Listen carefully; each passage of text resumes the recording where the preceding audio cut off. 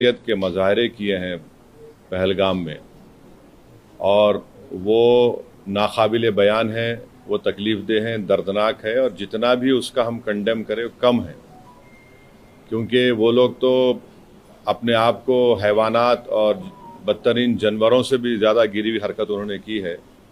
और किसी के मज़हब का नाम पूछकर ये बात उनकी जान लेना, ये सरासर गलत है, जुल्म है।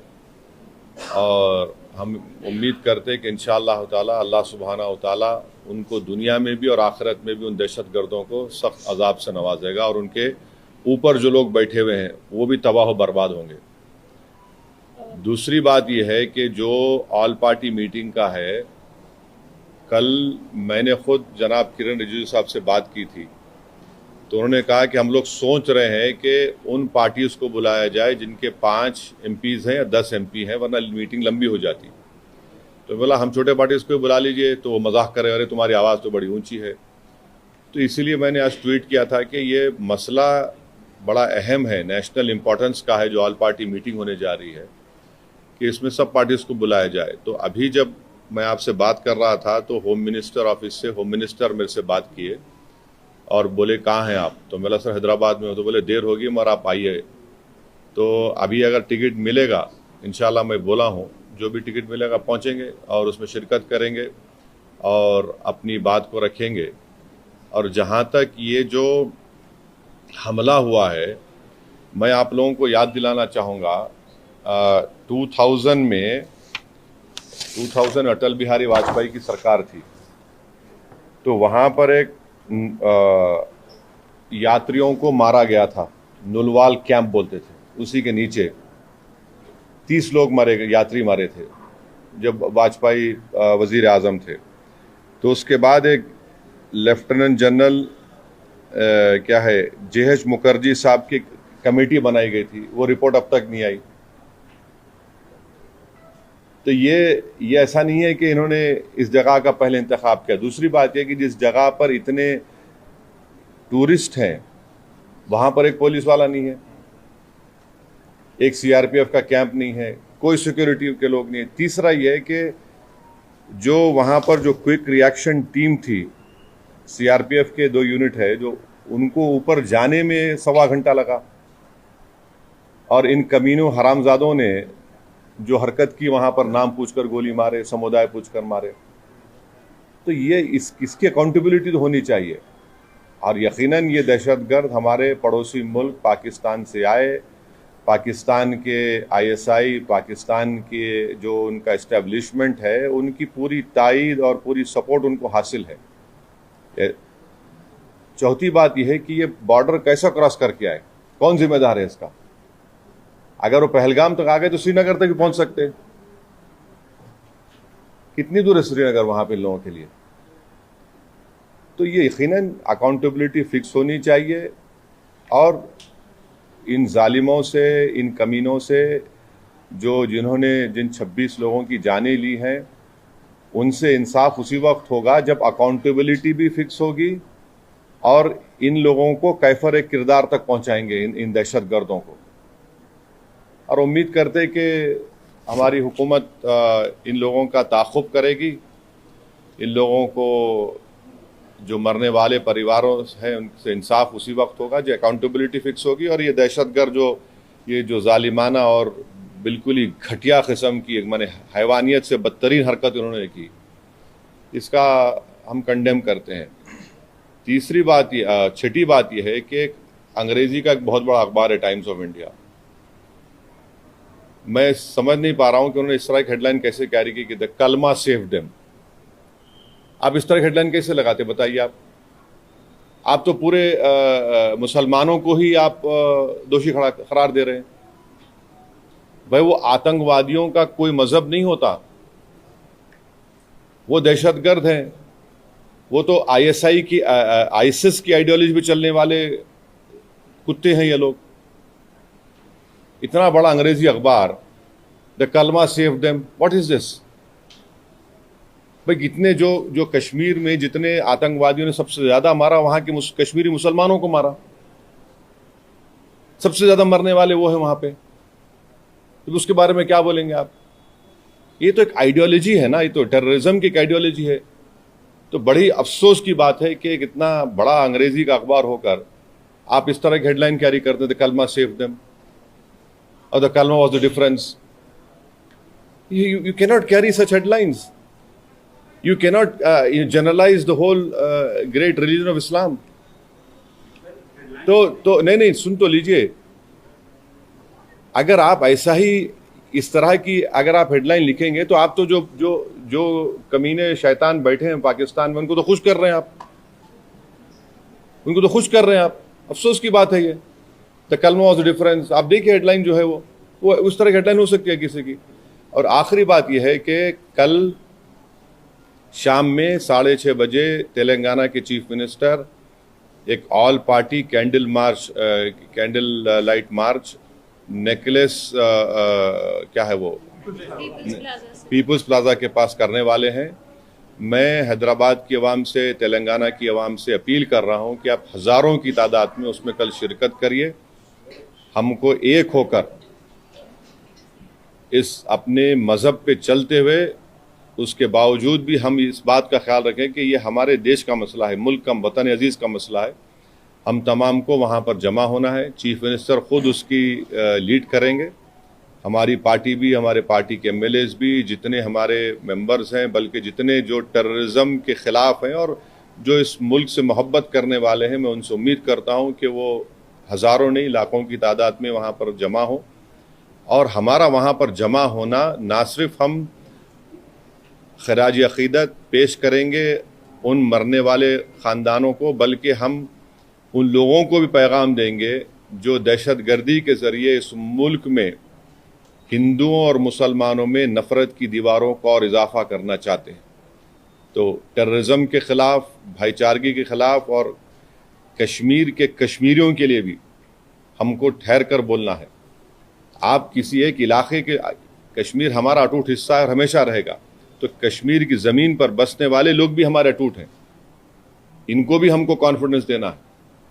अब आपका कोई सवाल है तो बोलिए, मुझे जल्दी जाना है एयरपोर्ट। एक सेगमेंट है, आप सिर्फ हेडलाइन की, अखबार के हेडलाइन की बात कर रहे हैं, लेकिन एक सेगमेंट है जो जिसको एक मौका मिला है या सोशल मीडिया पे हिंदू मुस्लिम बहुत ज़्यादा किया जा रहा है, उसके लिए आपका क्या है? नहीं, आप ये भी तो देखिए कि उसमें गरीब कश्मीरी मुसलमान जो घोड़े पर बिठा कर लेकर गया था, रिपोर्ट्स में आया है कि वो रोकने गया इन जालिम कुत्तों को, शैतानों को, तो उसको भी गोली मार दी। कई तस्वीर हैं कि जख्मियों को लोग उठाकर लेकर जा रहे हैं नीचे।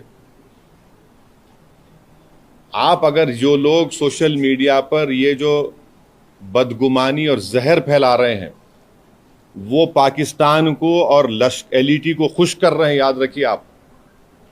वो ये कहना चाहते कि कोई हिंदू कश्मीर को नहीं आ सकता, तो आप उनको कामयाब कर रहे हैं इस तरह की बकवास करके। आप भाई, आपको अगर नफरत है किसी से तो फिल वक्त रुक जाइए, वक्त नहीं नफरत दिखाने का। ये वक्त हमको एक सीसा पीला हुई दीवार की तरह खड़े होकर उन तमाम ताकतों को एक पैगाम देना है। आप तो उनको कामयाब कर रहे हैं इस तरह की बकवास करके। वो जो चाह रहे थे, आप उनको मदद कर रहे हैं। आप एक बात समझिए कि कितने कश्मीरी मारे गए, उनका क्या मजहब था? मुसलमान भी थे वो। सबसे बड़ा नुकसान तो उनको हुआ है, उनको ही होगा कल के बाद। तो आप वो जो दुश्मन चाह रहा है वो चाल में उनको कामयाब होने दे रहे आप इस तरह की बकवास करके। और जो लोग टीवी चैनल पर जो बैठे हुए हैं, मेरी उनसे भी दरखास्त है, आप देख लीजिए, आप जो बैठकर आप जो सरमनाइजिंग कर रहे हैं, आपके सरमन से आप तो फायदा पहुंचा रहे हैं। हाँ, बोलिए। प्रधानमंत्री ने एश्योर किया है पब्लिक मीटिंग में कि अब आतंकवादियों की जो बची कुची जमीन है वो भी अरे ले लीजिए ना भाई, कौन रोक रहा? हम तो बोल रहे हैं लो बोल के कई मरतबा। ये बात POK ले लीजिए जाकर, वो इलाका भी लीजिए जो चीन के पास है। POK का इलाका पाकिस्तान ने चीन को दे, वो भी ले लीजिए।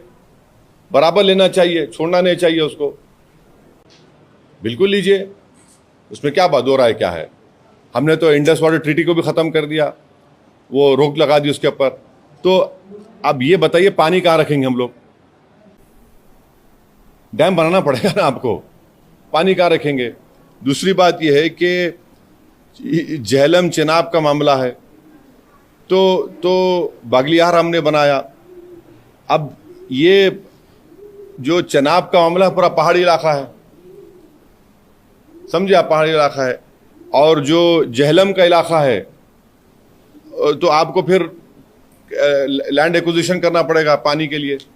करिए आप, बहुत अच्छा है, जो आप कर सकते करिए, मगर अकाउंटेबिलिटी फिक्स करिए।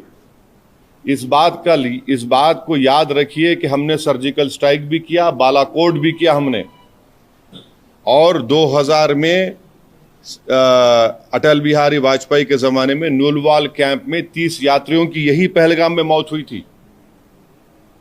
किसके ऊपर अकाउंटेबिलिटी फिक्स होगी? आखिर ये लोग कैसे आए? अगर पहलगाम तो आ गए तो श्रीनगर भी जा सकते हैं लोग। तो ये अकाउंटेबिलिटी फिक्स होना जरूरी है, डिटरेंस पॉलिसी हमारी देखना जरूरी है, और ये जो हरकत किए ये कुत्ते, इनको सजा मिलना जरूरी है। और असल इनसे ऊपर जो शयातीन बैठे हुए हैं, जो हमेशा ही नहीं चाहते कि ना भारत में ना कश्मीर में अमन रहे, इनको जड़ पेड़ से इनको सबक सिखाने की जरूरत है। ये सिर्फ मेयर रेटरिक नहीं होना चाहिए, बल्कि ग्राउंड पर उम्मीद करते कि एक्शन होना। और मैं ऑन रिकॉर्ड कह रहा हूं कि होम मिनिस्टर जो जाकर मिले विक्टिम फैमिली से, अच्छा किए, वो आसान काम नहीं था मगर अच्छा किए। मगर उन विक्टिम्स को ये नहीं है कि हम भूल जाएं थोड़े दिन के बाद, उन मरने वालों के परिवार के आंसू रायगा नहीं जाना चाहिए। और कई ऐसे वीडियोस है कि जो लोग जिनको पनाह दिए, कश्मीरी मुसलमान पनाह दिए उनको, वो भी तो देखिए आप।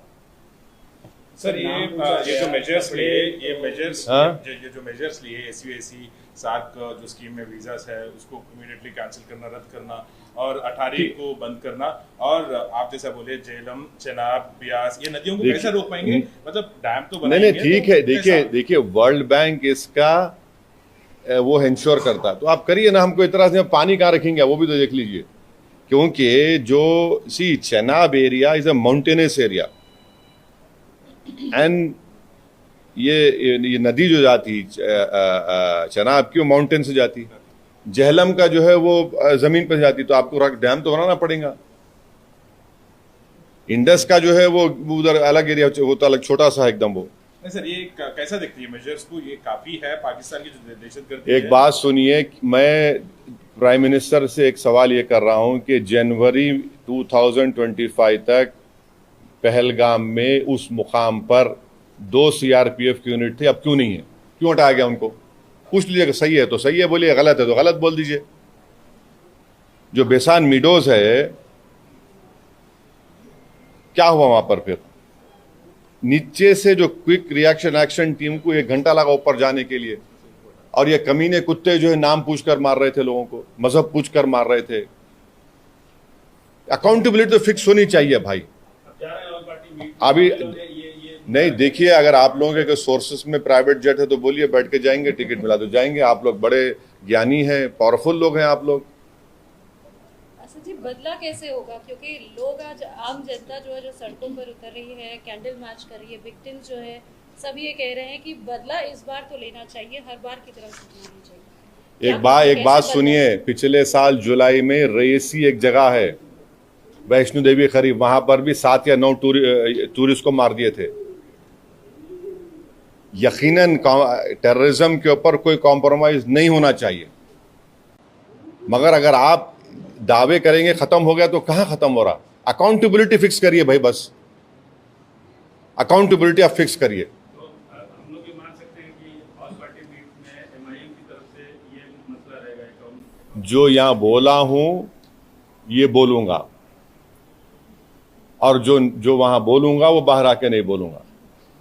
इंटरनेशनल लेवल पे किस तरीके से प्रेशर बन सकता है आपको लगता है? प्राइम मिनिस्टर ने अभी पब्लिक मीटिंग में एक बात सुनिए, ये टाइम जो है ना नेशन को देखने का है। जो भी नेशनल इंटरेस्ट में सिक्योरिटी के लिए, कश्मीरियों की तहफ़्फ़ुज़ के लिए जो भी स्टेप गवर्नमेंट उठाती है, MIM पार्टी उसको सपोर्ट करेगी। बाद में हमारी जो शिकायतें हैं नहीं हैं वो बोलते रहेंगे, मगर एज ऑफ नाउ इस क्रिटिकल टाइम पे हम सबको एक होकर ये काम करने की जरूरत है। इंटरनेशनल लेवल पे किस तरीके से इंटरनेशनल लेवल पे तो सरकार कर रही है ना, सरकार कर रही है। वॉट एवर स्टेप्स जो which have been taken in the cabinet committee on security, we welcome it, we welcome it. ठीक है, जो स्टेप लेना है। आप ये अलाउ तो नहीं कर सकते, मगर हम यही चाह रहे कि कहीं ना कहीं अकाउंटेबिलिटी फिक्स हो, मगर नेशनल इंटरेस्ट में तो हमको एक होने का है। अपने पॉलिटिकल डिफरेंसेस होंगे, वो चलते रहेंगे, वो ख़त्म होने वाले नहीं है, वो डेमोक्रेसी का तकाजा है, वाइब्रेंट मगर आज की सूरत हाल में यह है कि इसमें हमको थोड़ा देख के सर ये रॉबर्ट वाड्रा का स्टेटमेंट अब छोड़ दीजिए ना, अभी अब वो अहम नहीं है। आज अहम है कि कैसे पाकिस्तान से एलईटी के टेररिस्ट आए, उनका हम कैसा उनको रोकेंगे, जड़ पेड़ से निकालेंगे। ये नेशनल इंटरेस्ट का डिमांड है। आप नेशनल इंटरेस्ट में हमको देखना है। सर अकाउंटेबिलिटी फिक्स होनी चाहिए बोलकर आप कह रहे हैं, तो ये अकाउंटेबिलिटी कैसे फिक्स होना चाहिए, मतलब क्या क्या मेजर्स लेना चाहिए, आपकी तरफ से क्या डिमांड्स रहेंगे, आप सेंट्रल गवर्नमेंट देखिए अकाउंटेबिलिटी फिक्स होनी चाहिए, वो जो समझने वाले समझ जाएंगे। Okay, thank you, thank you, thank you. अब जाने प्राइम दीजिए। मिनिस्टर ने कहा है कि we will identify, track and definitely we welcome it, please do it. जड़ पेड़ से निकाल कर फेंकिए इन शयातीन कुत्तों को। बोल रहे हैं कि मिट्टी में मिला देंगे। बिल्कुल मिट्टी में नहीं, बल्कि पहाड़ में मिला दीजिए उनको, आप चूरा चूरा कर दीजिए उन लोगों को। ये नेशनल इंटरेस्ट में हम कह रहे हैं आपसे, बिल्कुल रोकिए ना, रोकना चाहिए। मजाक है क्या, बोलिए आप? कैसा अरे आप वो खाली पढ़ेंगे, देखेंगे वो दर्दनाक नज़ारों को तो आप बेचैन हो जाते हैं। क्या गुजर रही होगी उस बच्ची पर जो अपने पति की लाश के बाजू खड़ी हुई है। आज और हम तो बड़ा सब जने बातें करते हैं, मगर जिंदगी गुजार रहे हैं, कौन पूछता क्या है उनको? एक्सग्रेशिया मिलेगा, उसके बाद क्या होगा? उनका तो बहुत बड़ा नुकसान हो गया ना। विवाह हो गए, लोग हनीमून मनाने गए। अब बताइए कोई शादी करके जा रहा है कि ये तो ये क्या है? ये तो डेफिनेटली जो सख्त से सख्त एक्शन ले सकते हैं प्राइम मिनिस्टर, उनको लेना चाहिए और ये जड़ पेड़ से ख़त्म होना। और इसमें कश्मीरियों का फ़ायदा है। आप बताइए, पूरा टूरिज्म इंडस्ट्री बर्बाद। मैं गया था 3 दिन पहले, हमारे एमएलए इम्तियाज़ जलील के बेटे का निकाह था।